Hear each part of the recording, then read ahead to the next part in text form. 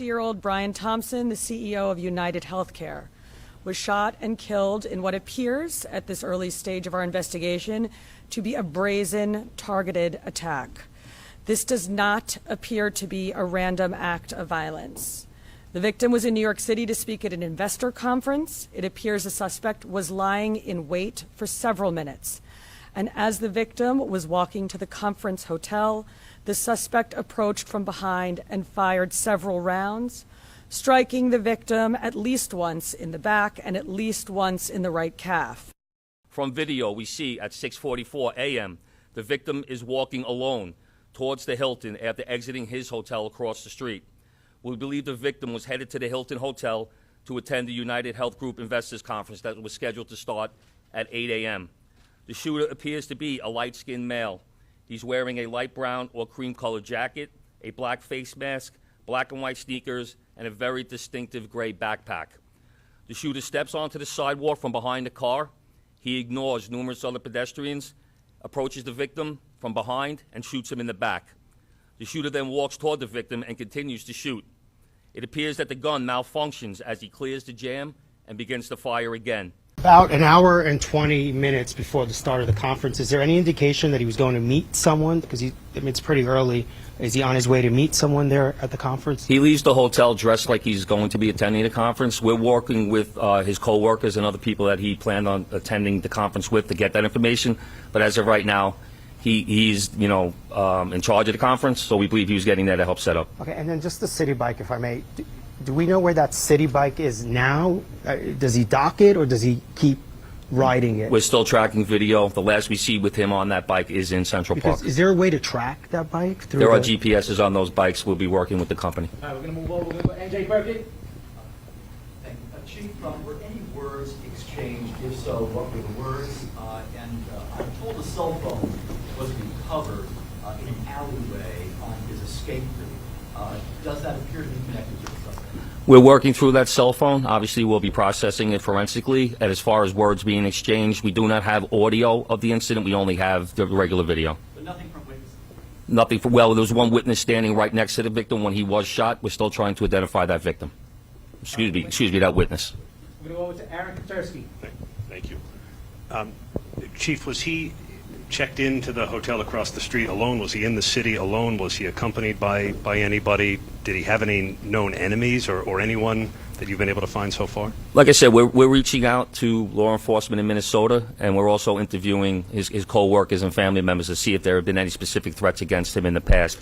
As far as who was he in the hotel with, we're doing a search warrant in his hotel room right now. That might lead us, give us some more information. All right, we're going to go over to Dean Moses. Couple of questions. One, based on the surveillance you've seen of this individual, do you feel like he's professional? You mentioned that he did a bullet spell. Do you feel like this was a professional individual who took this man's life? And also, will it affect in any way Tree Life tonight? I'll answer the part about whether or not he's a professional. That we have no way of knowing that. From watching the video, it does seem that he's proficient in the use of firearms, as he was able to clear the malfunctions pretty quickly. And this shooting comes on the same day as large crowds gather for the Rockefeller tree lighting. Security is now higher. We have two reports. Anthony Carlo on that heightened security in Midtown, but we're going to begin with NJ Burkett. And the shooting itself, he's at the Hilton in Midtown Manhattan. Newt? Yeah, right, Bill, a trove of forensic evidence and now a possible motive that the killer may have had a grudge against the victim's insurance company and acted on it by killing the company's CEO. Yes, insurance company executives do face threats. Brian Thompson apparently was no exception. Crime scene investigators recovered 3 live rounds and 3 spent shell casings just outside the entrance to the Hilton where the gunman had been waiting. In this surveillance video, Brian Thompson strides confidently toward the door as the gunman calmly walks up behind him and draws his gun. With the victim out of frame, it's clear he fires at least 3 times. Thompson will stagger to the wall where he will collapse. He's shot once more while on the sidewalk before the gunman casually walks away. He was last seen on an e-bike before he disappeared into Central Park. This livery driver says he witnessed the shooting. I saw him after he shot him. He ran across the street this way. I tried to take a picture, but it's too far away. It's not that clear, It appears the suspect was lying in wait for several minutes. NYPD Commissioner Jessica Tisch. I want to be clear. At this time, every indication is that this was a premeditated, pre-planned, targeted attack. Thompson was the CEO of UnitedHealthcare, a division of the nation's largest health insurance company, in New York since Monday to attend an investor conference this morning. Police say he walked toward the hotel at 6:44 a.m., where he was met by the gunman. After the shooting, the killer takes off down an alley, then walks to 6th Avenue, where he gets on the e-bike. Seconds later, he's seen riding toward Central Park and is inside the park by 6:48. It's not clear whether any words were exchanged. Investigators later recovered these surveillance images from a Starbucks 1 block north, and a cell phone was found along the escape route. We're working through that cell phone. Obviously, we'll be processing it forensically. And as far as words being exchanged, we do not have audio of the incident. We only have the regular video. But detectives are looking to interview this person who witnessed the shooting and ran off. Police officials could not say for sure whether the gun had a silencer, but they believe it is unlikely the gunman was a professional killer. Based on the evidence we have so far, it does appear that the victim was specifically targeted, but at this point we do not know why. This does not appear to be a random act of violence. You'd have to go back 40 years to the murder of Gambino boss Paul Castellano to find a murder in Midtown this brazen. Investigators also say that what is puzzling is that Thompson didn't have a security detail. Live tonight in Midtown, NJ Burkett, Channel 7 Eyewitness News. The suspected gunman has now been on the run since just after 6:45 a.m. this morning. He's believed to have used a silencer. What is the information we have? What does it tell you about the sophistication of this attack? Well, Jake, the details and nuances of this attack are extraordinary. They do betray an astounding level of pre-planning, of organization, and it should also say cool-headedness. And all of those things together would point towards a very competent assassin and potentially even someone who does this for hire. We know first by his use of the weapon. He's carrying a 9mm semi-automatic pistol. It appears to be equipped with some sort of silencer or suppression device. These are not things that you see on everyday, ordinary homicides, drive-by shootings, things like that. This is a pretty advanced piece of equipment. He uses it with great precision. His timing is impeccable. He waits behind the SUV until the target walks past. He steps out behind the target so as not to be seen. He shoots once and then follows it up with 2 additional shots to make sure he's got a complete kill.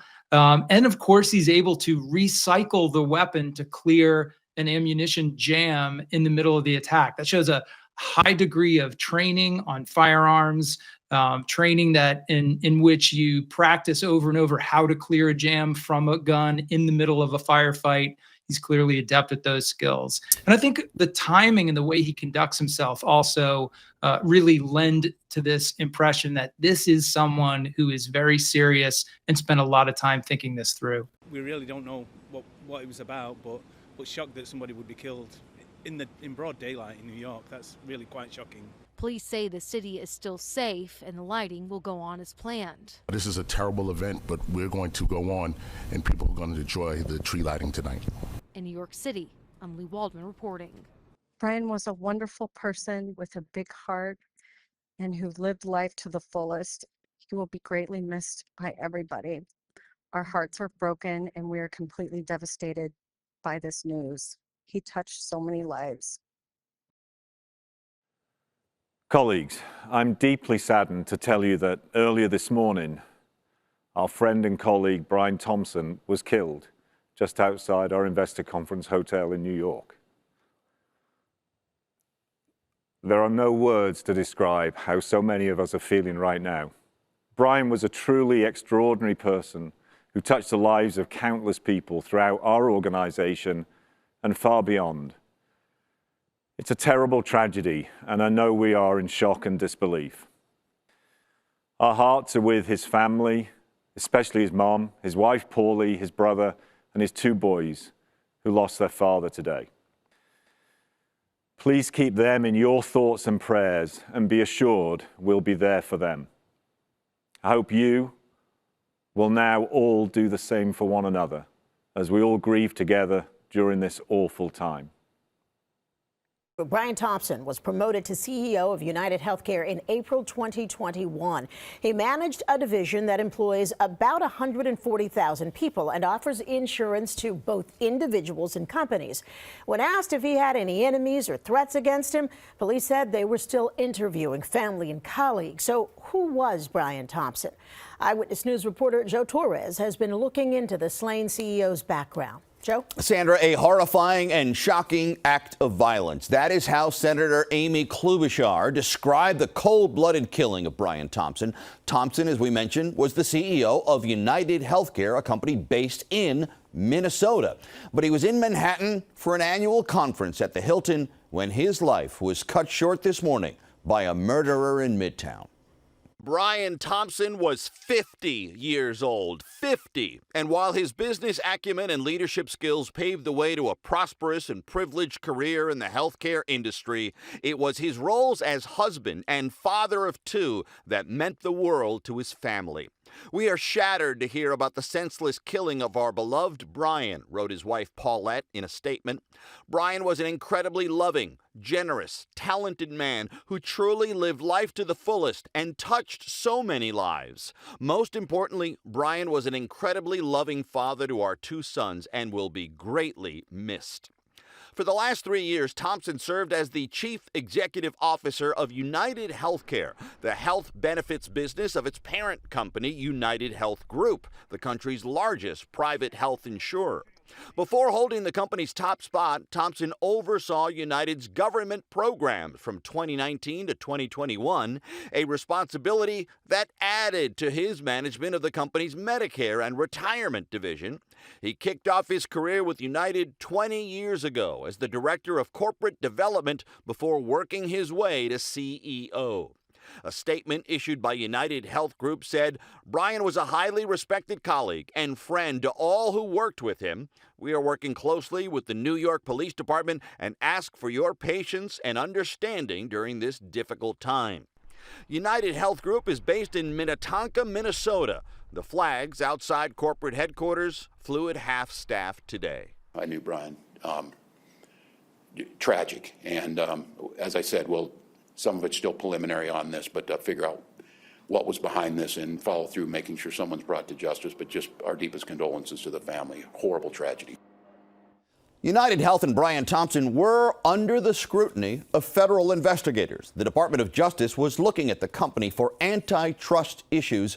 Mr. Thompson dumped more than $15 million in stock before telling investors or the public about the federal investigation. Police say the gunman then fled on an e-bike into Central Park. Investigators released these images Thursday morning of a person of interest they want to question in the case, taken at a hostel on the city's Upper West Side. At this hostel, they said they had this individual who had the same coat, who was wearing a mask. He almost never took it down. Except for one brief moment at the front desk, say police, who interviewed several people at the hostel. They remembered that person. So he's a person of interest, and they want to get him identified to determine if he is their suspect or he can be eliminated. While police work that lead, new clues are emerging on the bullets themselves, according to several law enforcement officials. The words delay and depose were discovered on ammunition found at the scene. Depose was etched into a shell casing from a fired round. Delay was on a live round that wasn't fired, but ejected when the shooter was clearing a jam.